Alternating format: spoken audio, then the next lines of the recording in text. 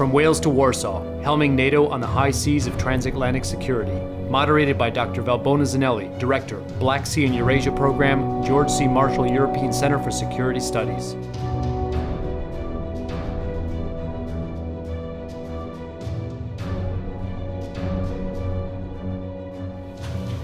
Maybe Mr. Bell is in a bilateral meeting and he'll join us later during the panel. So really thank you so much for being part of this panel. I'd like to start with the title of this panel, which is From Wales to Warsaw, Helming NATO on the High Seas of Transatlantic Security. And I'd like to draw the attention to the word helming, which is actually a nautical term.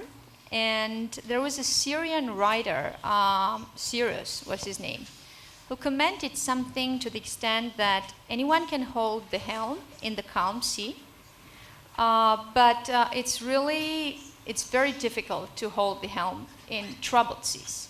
And it really requires great leadership and superb skills. And the Syrian author, he lived in the 1st century before Christ. And I really wonder what he will think about the current state of affairs nowadays if he were alive. So that will be also the first question for our panelists. So what, in your opinion, and I would like to start with Dr. Babalushi, what, in your opinion, are the 3 biggest challenges to NATO nowadays? And also in the light of the Warsaw Summit, what are the necessary changes to prepare the alliance to meet the current challenges? Thank you, Dr. Zanelli, and allow me to thank the organizers for this excellent opportunity to bring together policymakers, diplomats, experts, and scholars of the area, and to bring us together in this splendid place indeed, but also what a better place than Montenegro to have this discussion on the future of NATO, and also to take stock of what has been achieved so far in the past 2 years since the Wales Summit and where we are in our preparation to Warsaw Summit.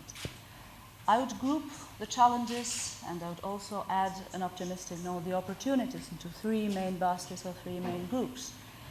As it was mentioned by distinguished speakers before, the first 2 unprecedented challenges or sources of threats to common transatlantic security coming from the eastern and from the southern side of Europe. With regard to the first, we had a very eloquent overview and presentation of Ambassador Vezhbo, which very clearly shows how Russia has undermined not only and violated not only international law, but also has undermined values and principles of our common collective security, and the values upon which this transatlantic security community was built, and which our countries of Central Eastern Europe, former communist countries of the Eastern Bloc, Croatia before us, Albania, and Montenegro very soon are going to join.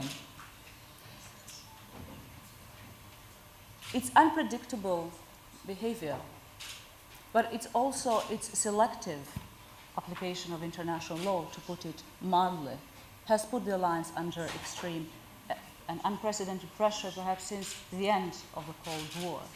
We expect that security dialogue, as it was mentioned before, to continue with Russia, but not to undermine, of course, and not to overshadow the violations of international law by Russia. So in that regard, we very much commend and support the alliance partnerships with other countries, with efforts in strengthening dialogue with countries, with the Baltic countries, but also countries of Europe like Sweden and Finland, which are not willing and do not have that engagement and commitment to join the alliance, but their contribution can be very significant in that regard. The second basket regards threats and challenges coming from the south. And that, of course, as it was mentioned earlier, regards ISIS and Daesh, terrorism, but also the refugee crisis, which was not given perhaps full coverage by previous speakers, which a crisis in itself is a combination of security crisis, but also humanitarian crisis. Now, we know that there is already a good collaboration started between NATO and also with EU with regard to guarding the Mediterranean border and working closely with two of our strategic partners in the Mediterranean, Greece and Turkey. And that is a front which we're looking forward in deliberating and discussing further in Warsaw. As far as Albania's contribution is regarded in that front, we haven't been directly affected by the immigration crisis, but this particular crisis has in fact created stronger synergies between the countries of the Mediterranean, but also between the countries of the Western Balkans, which had been at the forefront of this situation. So better and the cooperation EU within the countries. Balkans Indeed. in terms of Indeed. addressing We are already strengthening existing bilateral platforms, like for dialogue with Italy, with Greece, but also with other European countries, so Bulgaria, with Macedonia in our region, and so on. The third component I would like to mention here, with regard to challenges, but also opportunities and expectations from Warsaw, is also how to keep the perspective and how to follow up on the open door policy. A policy which was mentioned earlier is very important, has been very important to this country, has been very important to countries of Central Eastern Europe before us, Croatia and ourselves. Not only as a policy which has strengthened collective security, but which had transformational effect on our countries. And I must add here how important it is for NATO to continue to exert that pressure for the strengthening of rule of law, strengthening democratic institutions in those countries which are willing to become part of the alliance, while still keeping the partnership. Now, as you may know, we have been strong supporters of NATO membership of Montenegro, and I use this opportunity also to congratulate publicly our neighbor and ally on this great achievement. But we also are supportive of Macedonia's efforts in that regard, as far as it fulfills conditions set out by Wales Summit with regard particularly to the rule of law, democratic institutions, and the implementation in paper and in practice of ORIT framework. We see this, if I may continue on that very shortly, we see this as very important in sort of erasing all potential grey zones of insecurity in Europe. But also it links with those which are traditionally called sort of softer aspects of security, and which is tied to good governance in these countries. Well, thank you. You mentioned Macedonia. What do you think, from your perspective, any likelihood that Macedonia will be joining NATO, maybe before it's too late?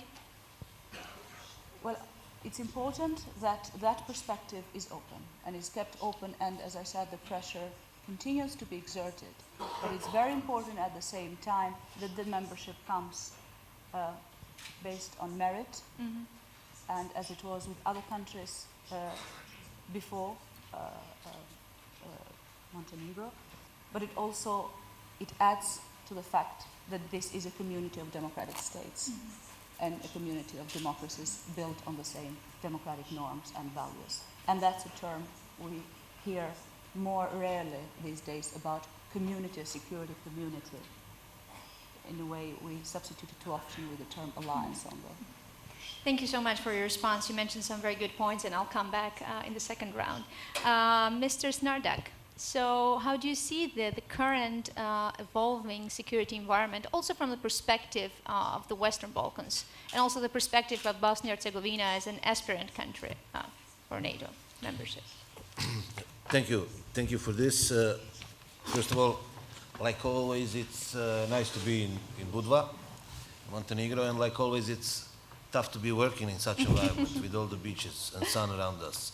And at the very beginning, I would like to, of course, say that it is a very important year for Montenegro, coming to 10th anniversary of its independence. And at the beginning, I would like to express my congratulations on this important date for for the country that comes in just few days in front of us. Well, I think that it is very important to say that all the countries in the region, including Bosnia and Herzegovina, understood in previous years that we really have to have security issues in focus all the time, and that it needs to be one of the priorities. I think also, and I was very glad also to hear it in Ambassador's statement earlier. We also came to a point where we understand that it is not an obstacle to gaining stronger security in this region, the fact that the countries have different approach to NATO. Because I think that it did us a lot of harm. Some of the previous attempts to tie the two processes, European integration process and NATO integration process, together so strongly that even in some previous times we could hear some saying that it is actually a condition to become a NATO member, and then you can Before you become European you can become a European Union member, which is now very clear that that it is not like that, and I think it relaxed situation pretty much in the region, coming to a stronger positions on the joint efforts on security. So we have, for example, around us, Serbia with its neutrality position, Croatia, already member, Montenegro in the process of becoming, and Bosnia and Herzegovina also with a very specific position, with a strong, huge, according to the latest NGO researches, 80% support for European Union integration of Bosnia and Herzegovina, but without consensus on the final step of full membership to NATO, even though we also have a high consensus on having this very strong partnership with NATO and making it even deeper in the future. So Bosnia and Herzegovina is, of course, not expecting the activating of the membership action plan in Warsaw. We are aware of the circumstances. What we do want for this summit to be is another chance for us to underline our commitment as a partner and to present some of the reforms that we have done and some of the conditions that we have met so far, and we hope for some encouraging messages towards Bosnia and Herzegovina. I mean, we will try to get, of course, MAP activated as soon as possible, and this is something that is not an internal political issue back home. We do have this problem with the registering of the military property. I have my own position on this since 2007 to 2009 when I was Deputy Minister of Defense, trying to project this condition in a little bit different way, because I think actually for those in the region and with the knowledge of Bosnia and Herzegovina politics, they will know what I mean. But I think that this registering property condition is slowly becoming the Sejdić Finci of our NATO integration process. And we will see how it will go, because nobody has the benefit of having this process of getting MAP last too long. Are you optimistic? Well, I am optimistic. I am optimistic in general, especially because I think that with this huge support, almost consensus on European ambitions and European future of the country, I think we show what values we want to be aimed at, what values we want to reach, what values we want to work on, and that's why I'm an optimist. But for me, it's very important to say here today that Bosnia and Herzegovina is in Afghanistan from day one, that our 55 soldiers are perceived from our side as a significant contribution there. We are continuing to be there. We are also around the world in other different missions in military and police as well. We are the members of the Global Coalition Against Terrorism. We have moved from groups of the country only supporting politically and diplomatically to the group of the countries that help with certain donations. Another one is in procedures in our institutions now. So that's why for us it's very important to underline the significance of this partnership for Bosnia and Herzegovina. And also let me say just one more important thing. I think since this is one of the very respectable regional security forums, and I think it is a good place and time to say this. I think we had a few articles in some media, in Western media, I will not mention the names, but there were a few articles that were not true about Bosnia and Herzegovina's position towards fight against terrorism.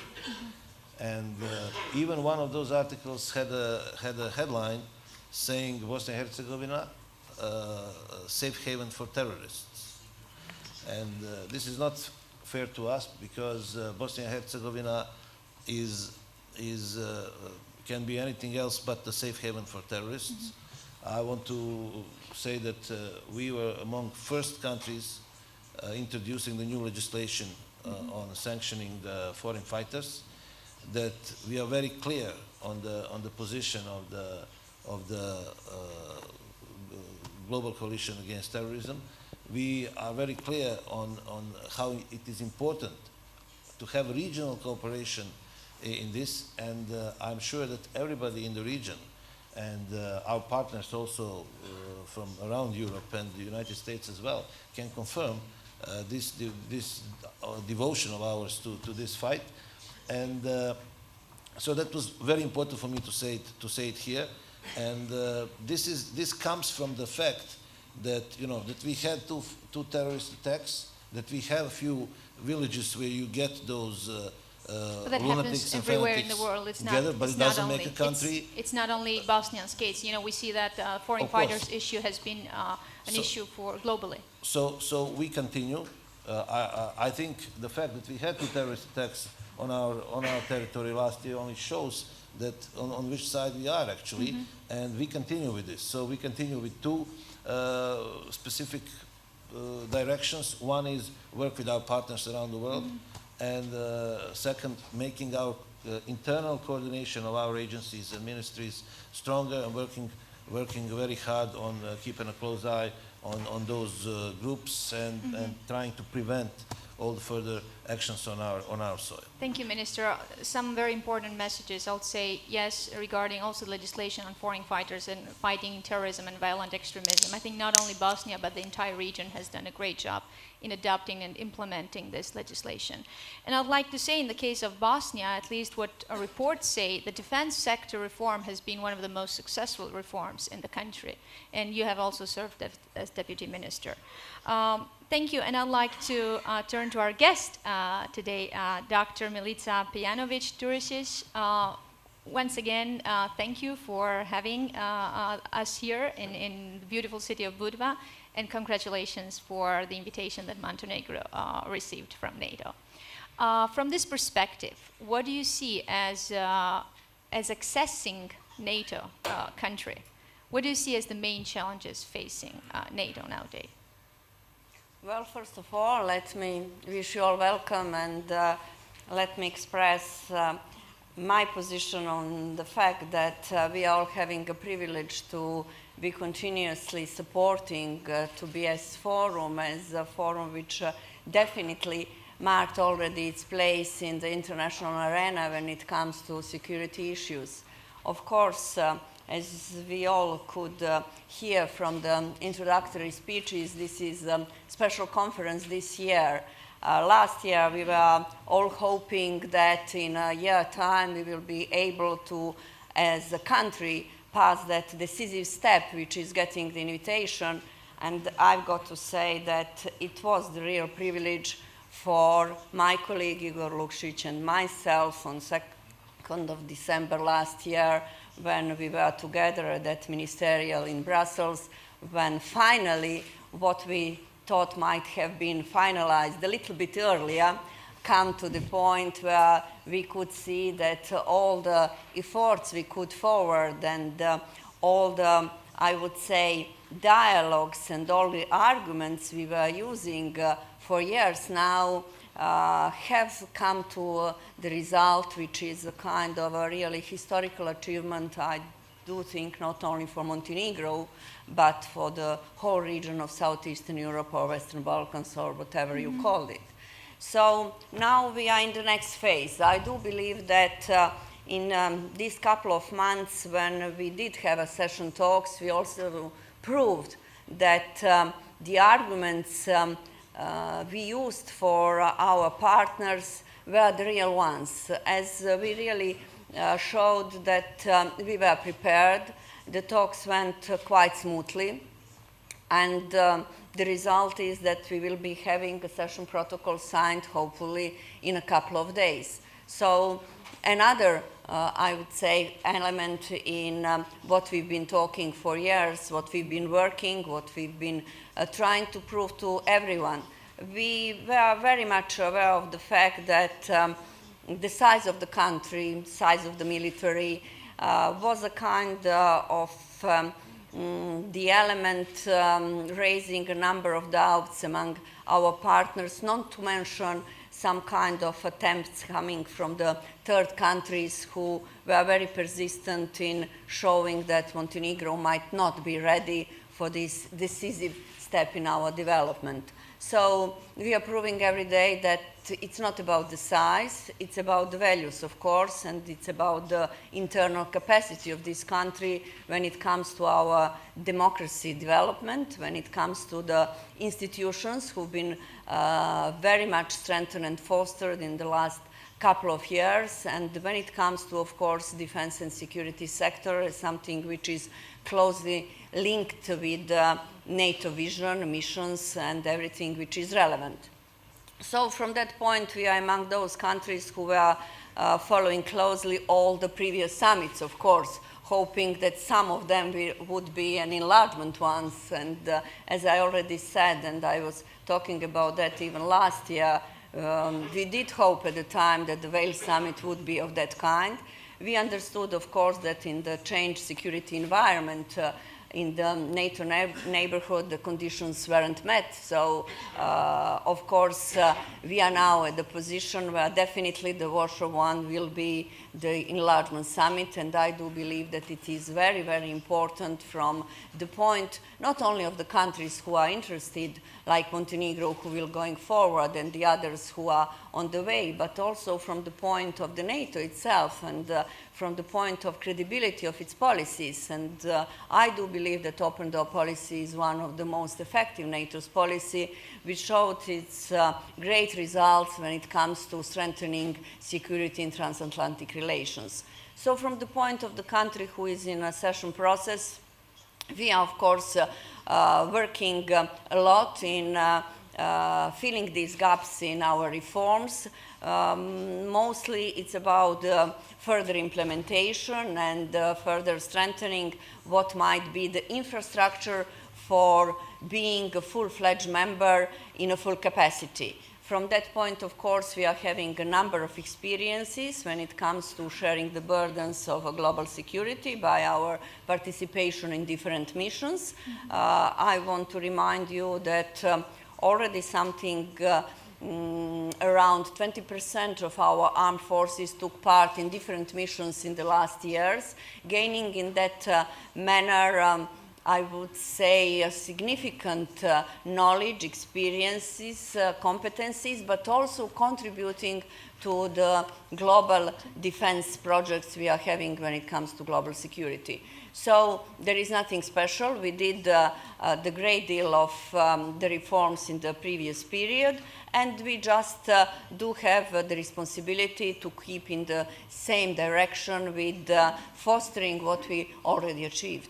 Thank you. Minister, how about the Balkans, the Western Balkans? What NATO's accession will bring to stability and security in the Balkans and to the future of Euro-Atlantic integration? Well, I do believe, as I said, that Balkans is a region where we've got to do more work. There is still work to be done, and their security is on the first place when we are talking about the further development and consolidation of the region.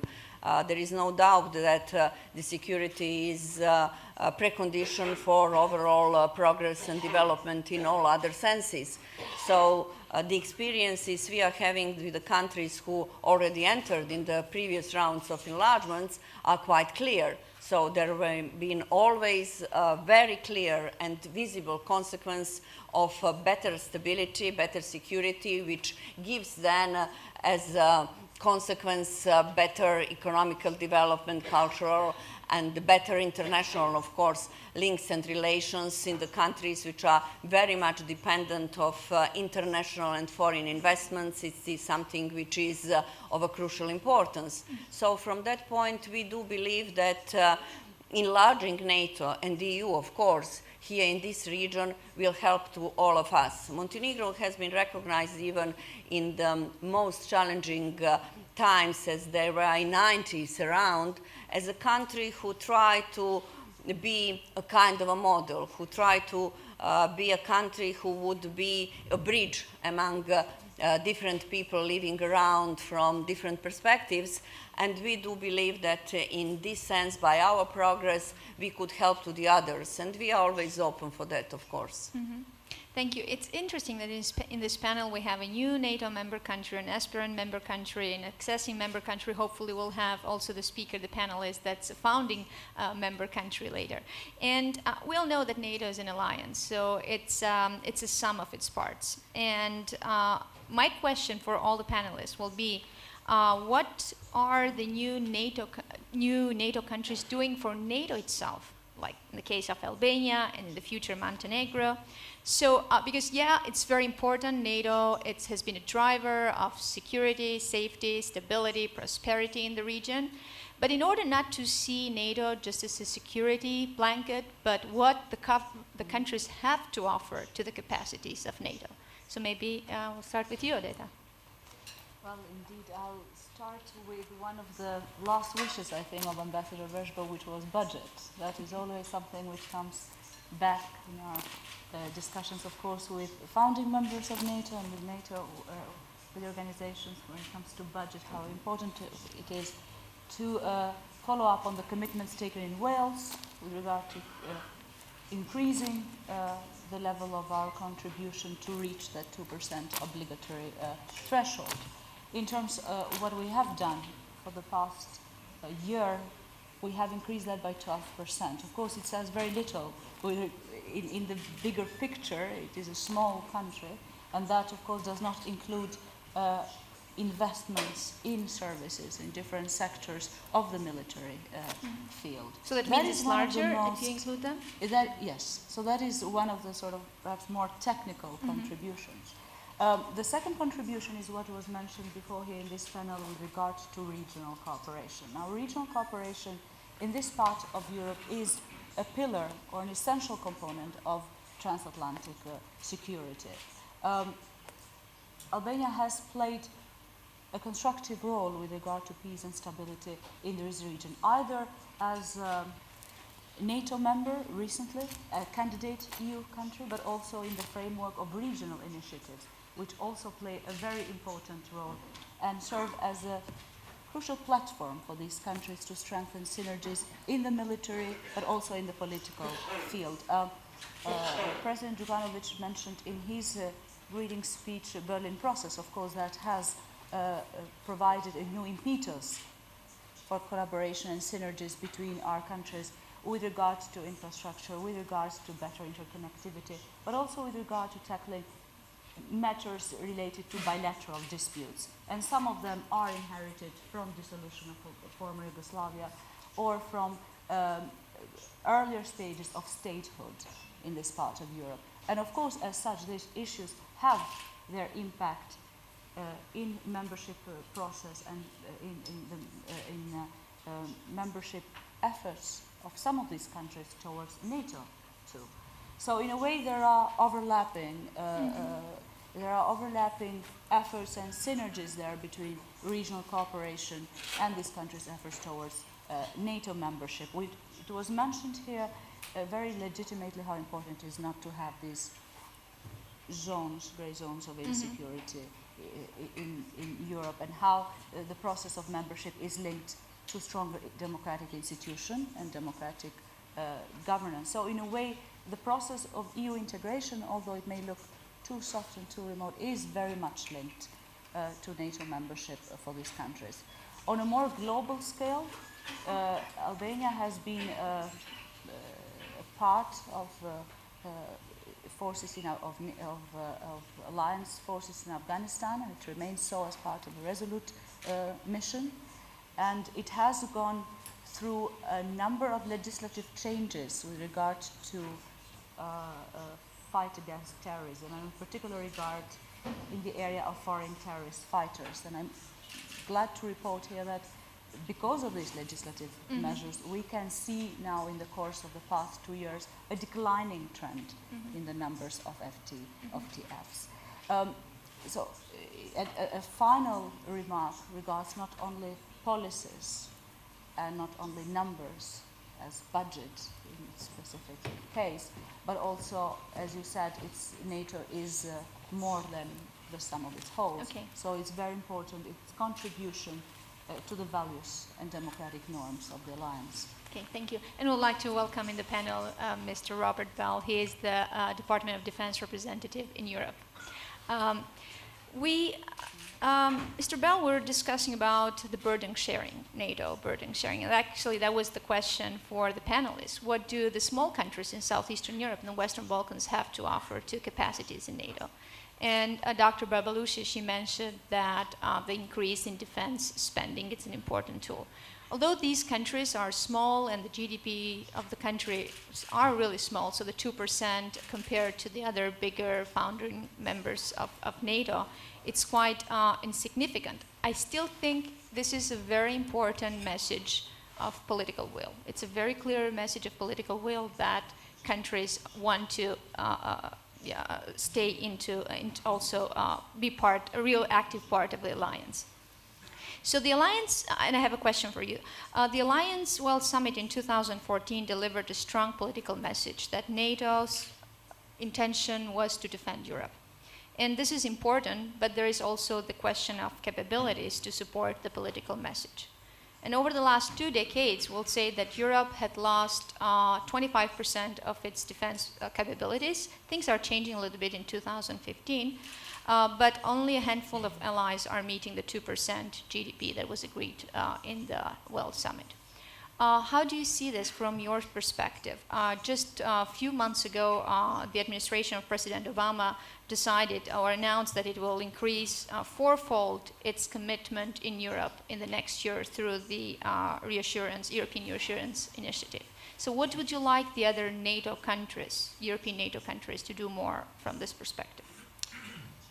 The pledge that heads of state and government took at Wales 2 years ago was really an historic milestone. The first time in the history of the alliance that heads of state and government themselves committed to these benchmarks. It's important to understand that the reason for doing this is not just for political symbolism, though that's important, but because unless you have adequate resources, you can't have a force structure that allows countries to generate the capabilities they need to meet all the mission demands that now we're placing on our military. So we owe it to our men and women in uniform to make sure that we can back up in terms of boots on the ground, ships at sea, planes in air, the commitments we're making in responding to the various challenges that Ambassador Vershbow so eloquently, I thought, and comprehensively sketched out in his presentation. And we really see it almost every day at NATO, whether it's asking countries to generate aircraft, ships, or infantry companies for assurance measures to the east, whether we're asking for ships to join the NATO flotilla doing counter-migrant operations in the Aegean, whether we're trying to maintain the forces we need in Kosovo to get that important work done. And of course, in dealing with these fundamental challenges that Sandy Vershbow highlighted from the east and south, we have to understand that NATO's continuing its traditional role in terms of crisis stability and crisis response elsewhere in the world, including most prominently in Afghanistan, where Montenegrin troops have served with great distinction. So each month, it seems, there comes a milestone where we convene a force generation conference and ask countries, can you provide a battalion? Can you provide a ship? Can you provide a squadron of aircraft? And unless you get on that upward track with the pledge that heads of state made at Wales towards 2%, not 2% today or 2% tomorrow, but 2% within a decade, unless you reverse the decline in defense spending that we've seen for the last 20 years in Europe, you simply won't have the force structure or the financial resources needed to meet the commitments. I'm very pleased to see the record of Montenegro in this regard, because not only has Montenegro been involved with its forces in so many of the important operations, but you are trending upwards, Minister, in your defense spending. You're actually above the NATO average in terms of going towards 2% as a defense spending as a percentage of GDP. So I think that Montenegro has a very positive story to tell to the countries that will be asked to ratify the accession protocol in the months ahead, and a very powerful story to tell to the United States Senate when my country considers the accession protocol itself. Mm-hmm. Thank you.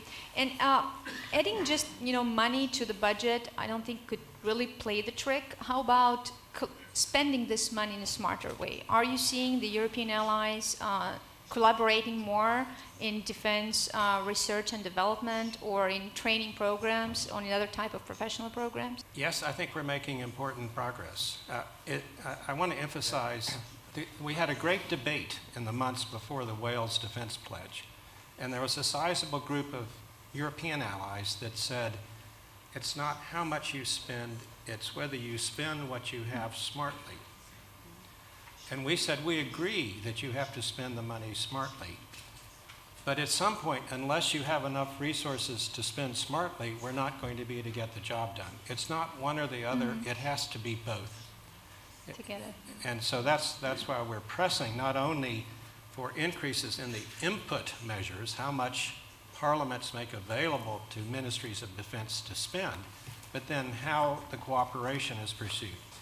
That's, I think, really one of the great advantages of acceding to NATO, is it brings you into all of these structures in a much more direct way than you can as a partner, even though partners are involved in collaborative work. One example that I could point to, I think, is most prominent that will be highlighted at the Warsaw Summit is the multinational smart defense project that we are making great progress on for those NATO member states that have fighter aircraft to procure precision-guided munitions, not on an individual basis, but sort of in a group buy that's then maintained by a NATO agency. And as countries volunteer to join NATO missions, and they need those weapons, they can draw them out of this NATO agency where they're being pooled. So it's pooling and sharing to the best extent. It took a huge effort in terms of American law and American bureaucracy with the arms export control procedures and the role of our Congress in overseeing such foreign military sales. But we now have a template, a blueprint for a true multinational smart defense project, pooling and sharing in a key area that we hope can open the door to other similar cooperative programs across the alliance. Thank you, sir. Dr. Pejanovic-Durgic, so if a lawmaker, a parliamentarian, or a citizen in another country, one of the founder member countries of NATO, will ask you very clearly, what will Montenegro bring to NATO? What will be your response, a short response? That is something where we've got to look at the things at different levels. So, of course, we could be talking about these more pragmatical things related with the defense pledge and everything, direct military capabilities. And this phase of our accession and preparation and doing the reforms, we are done having that in mind all the time. So we didn't want from the very beginning to be a member of NATO just to have this security umbrella.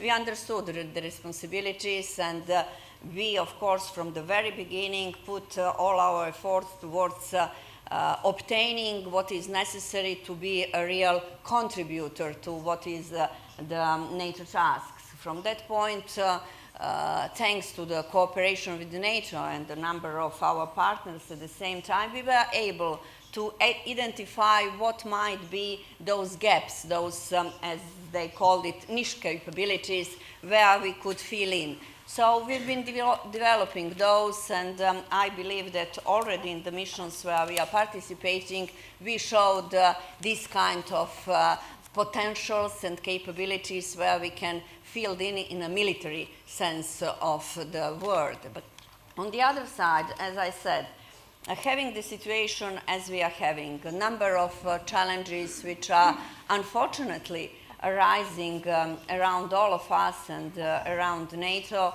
it is quite clear that we've got to talk about these things from the other perspective and the level as well.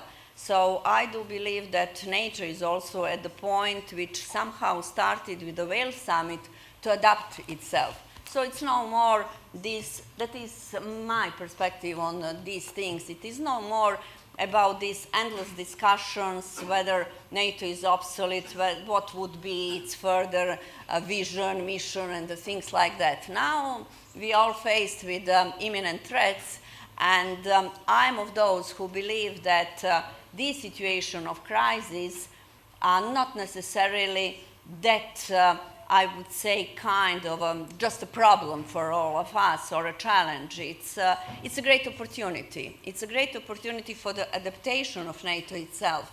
So to find the right balance between all these different challenges, to find the right balance between what is, for example, a readiness action plan and more dialogue, to find the right balance for burden sharing and the things like that. So we do believe that, me personally, very much, that this political-strategical dimension in NATO should be strengthened. And there we could be contributing more, all of us, specifically Montenegro, with our own experiences in the region, with our contributions we were having, would be a valuable member in the future. And that when I say, I'm saying that from this perspective of more being in a situation to do the things which will be preventing possible conflicts than just having the responses when the conflicts arise. That is something which is very much missing, not only nowadays to NATO, but I believe in other international organizations of the same kind and nature. And saying that, I also do believe that this cooperation, not only between us in NATO today, tomorrow, but also between all these different international organizations, EU at the first place, should be further on enlarged. That is something which is also connected with these smart things, pooling and sharing on different levels. I do believe that everything we are facing nowadays will force us with our clear willingness or not to act in that manner. And from that point, Montenegro is really having the capabilities to contribute to the processes of such kind. So looking at comprehensive approaches, looking at the root causes of some of the conflicts and trying to address those. From our own experiences, that would be the most effective way. And I think what Montenegro, I know the country and I like the country and its people very well. I think what Montenegro will bring to NATO will be this kind of energy and the optimism and also in the alliance, in strengthening the alliance. And And here I'll then open the floor for questions. We have about 15 minutes and we'll take questions from the audience. Please introduce yourself and keep the questions brief. Thank you, sir. Thank you. Stefano Stefanini, Atlantic Council. I have a question, especially to our Balkan friend. The threat to security, not so much to you, Bob, this time. The threat of security that the region is facing now are very much, threat of security, stability, very much once again inside the region. Come from inside the region. How do you see NATO membership and in prospect EU membership helping in facing threats that come from the inside rather than from the outside? And just to be clear, I'm convinced, I'm Atlanticist to the core, so I have no doubt that NATO and EU membership help. Each piece of the Balkans that moves towards NATO and toward Europe increase the stability of the region. So I have no doubt in myself. This is a devil's advocate question. Thank you very much. The question is for, do you have some panelists that you'd like to ask the question? Okay, good. Well, talking about what Ambassador Stefanini said, those threats from inside, the way how I understand that is that it is something which is more related with not sufficiently stable political situations in a number of countries which are in this region. And coming from our experiences we are having here in Montenegro, I think that we could be quite certain when we are talking about integration processes as the only and the most efficient tool when it comes to getting the full inside stability as such. So once you are focused towards the integration agenda, you are focused towards adopting, implementing all these different reforms, laws, coming them to the implementation and to real life, changing the environment you are living in, you would be having a different environment completely, because you would be trying to strengthen your democracy, and in that way you will make these internal threats being less significant. So that is why we were always advocating the necessity for the European Union, for NATO, to keep the door open. That is the only way how we could do further on. We are always repeating that, of course, a lot has been done from the 90s.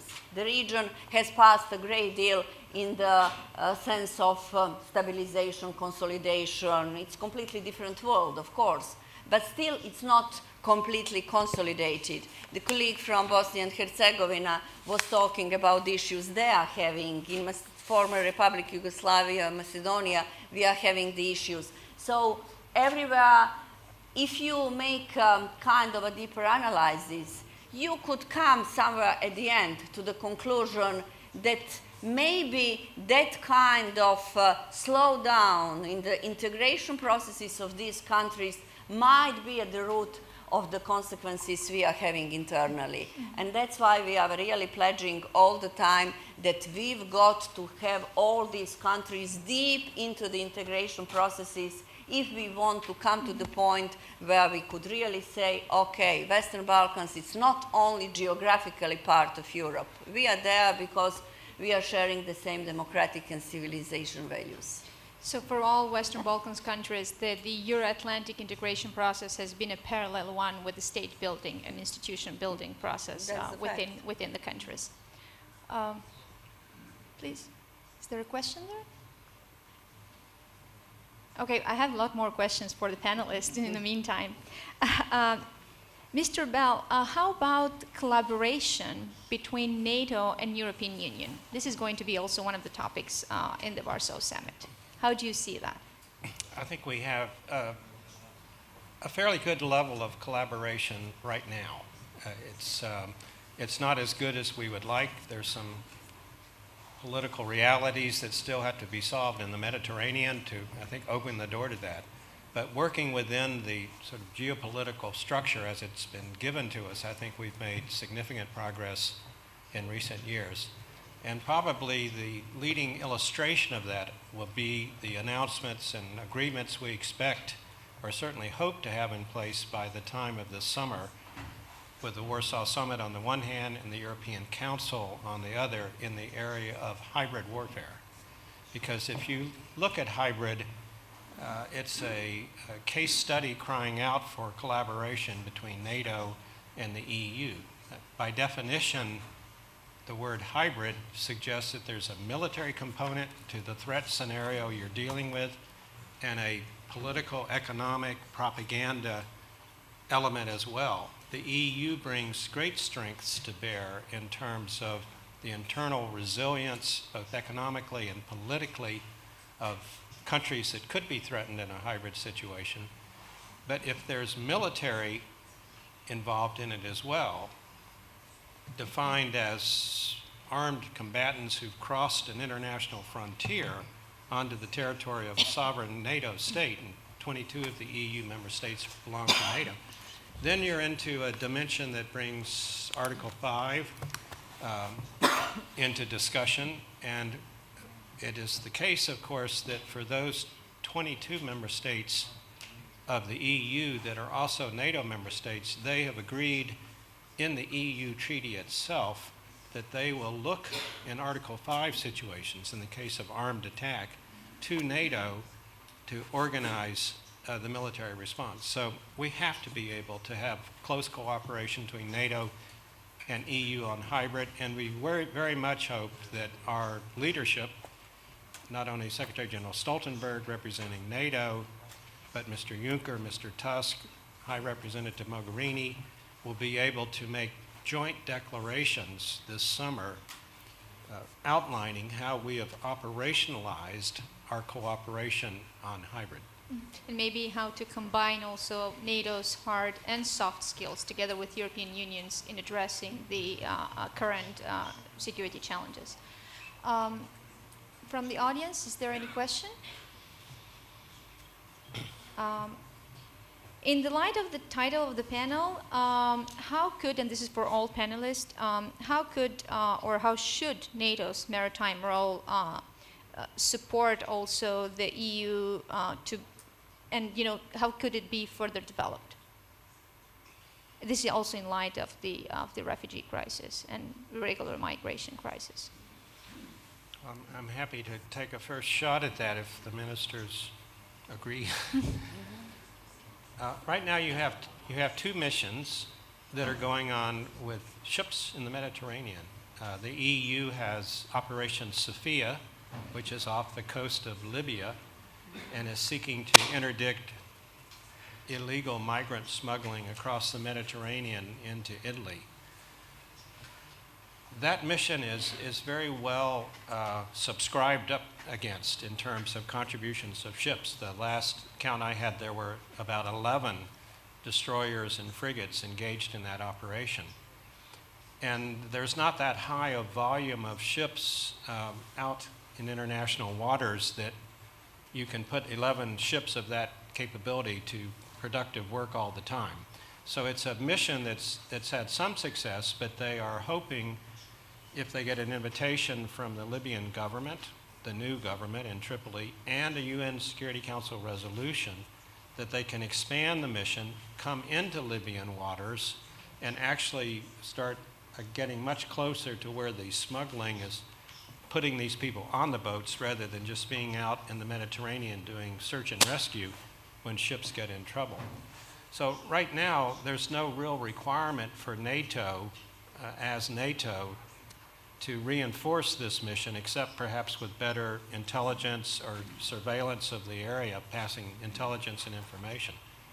If that mission gets the authority from the international community to go into Libya, then I think there's grounds for seeing how we can work closer together. Meanwhile, in the eastern Aegean, you have the new NATO mission, which right now has about 6 or 7 ships. that are passing information to the Greek and Turkish Coast Guard and to the EU Frontex organization when we spot illegal smuggling coming across from Turkey to Greece. That operation could use some more ships because the ships that are assigned to that flotilla have other missions to do beyond just counter-migrant, and they need to be rotated out. Whether there's an argument or not to try to merge these two operations and have a trans-Mediterranean sort of single coordinated joint-led maritime operation is a subject that's been put on the table for discussion at NATO, but we're far from consensus on that, and it's not clear to me that there will be a consensus on that by the time the minister comes to Brussels in June for the next NATO Defense Ministerial meeting. Thank you. And let me just say how much we are looking forward to having you at the table when NATO meets as an invited accession protocol nation joining our discussions in Thank June. you. Odeta, you have a comment? Okay. Yes, in response to your question, I think this is a conversation which we'll need to follow at Warsaw, and details will be hopefully finalized till then.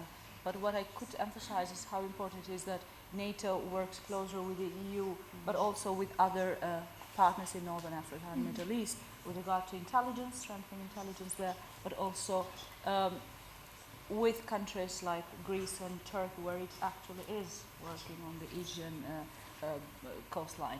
And in that context, being here in Montenegro today, I would like to add that we, Albania, but also other countries, and Montenegro for sure, we see ourselves as part of this Adriatic security region. And it's not only in geographic sense, but also in terms of a regional compound, which is somewhere between the continental Europe and the Mediterranean. And I hope this will, with the eventual accession of other countries, become a sub-regional security complex, which adds to collective security of our transatlantic alliance.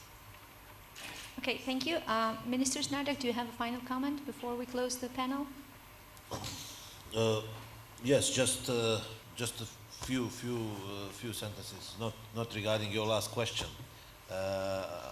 With the 12 kilometers of shore, we don't have much to say on this. you will understand that. The land as well. Yeah. But of course, we, like Montenegro, did not have the big influx of the refugees in the recent crisis, but we were very well prepared. Council of Ministers had the operational team formed a long time ago, and it's still active, actually standing by. Of course, we were in close connection and close communication with the regional partners on this, following the situation, and I'm happy to see that finally, out of the first phase, in which we had some tensions, because it was probably thought that somebody could win in this crisis on behalf of some other country. I think now we have all come to this mindset that it's not possible, that we have to be together on this. And my last comment actually goes again exactly in this direction. I think that all the integration processes that we are undertaking in Western Balkans, European integration processes, NATO integration processes, they all lead to better security and to more certain, more secure future for everybody living here. And also, which is very important, all of these processes help us build better, more transparent, more efficient institutions.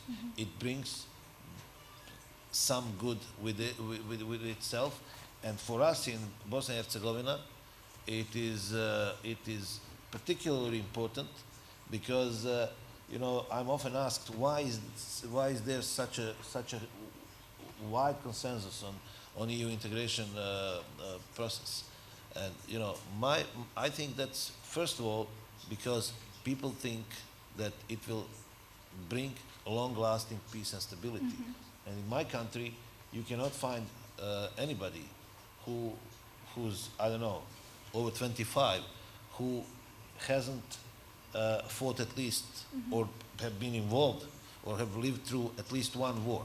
Some of them 2, and the unlucky ones 3. So people in their heads see these processes as something that will bring long-lasting peace, and if we would gain nothing else, only this, it would be enough. But of course, there are other advantages. And what a great comment to conclude this distinguished panel. I think there was not so many questions from the audience, but I think because you all agreed that the entire region should continue with and fast European Union and NATO integration. And if I had to change to conclude this panel, if I had to change the title of the panel, I'll close the panel by quoting the former SACEUR General Breedlove in his recent op-ed just a few days ago, that in a world of instability, NATO is the linchpin of peace. So thank you so much. Help me thank also the distinguished speakers.